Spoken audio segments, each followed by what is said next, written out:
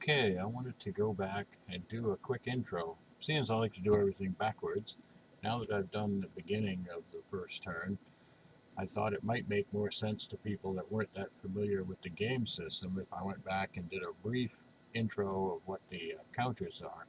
I really didn't want to get into, or don't want to get into, or aren't going to get into going through the rules line by line or anything like that. But I did want to just point out that the counters um, used in the game here have some basic meanings for people that aren't familiar with it, so they'll know what I'm talking about. All of the sort of housekeeping information is on the top half of the unit, like their division symbol and their arrival area and landing zone and how many steps and their NATO emblem and their unit ID. But I just wanted to talk a little bit about the attack strength numbers, the defense strength numbers, and the movement allowance. So when I'm calculating odds, it'll make a little more sense to people. And also the morale rating box, which is around their defense strength, tells you whether they're elite or regular. Is no will be no colored box, and then if there's a white colored box, they're low morale. So that's where those odds shifts come from on the combat results table. And then, of course, you have the tank units, and they have their housekeeping information as well, and their strength and defense and movement. But they also have an armor rating, which you'll see used for calculating shifts as we go along. And the backside of some units is the depleted side, and some units you'll see this little symbol on, which means they start at a reduced strength. The artillery units, they have a S instead of an attack strength because that means they just cause a shift on the combat results table, as you saw in the first video.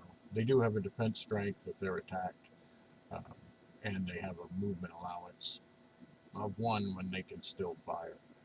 Also, they have the free stacking border on them, which means that one unit can be freely stacked uh, and not violate the stacking restrictions. They have a fired side for housekeeping, so you know when they've been fired. Then they have to be flipped over in a resupply phase before they can be fired again. And the airborne supply head. There are some other counters as well, um, but they're pretty obvious that you'll see as you go along.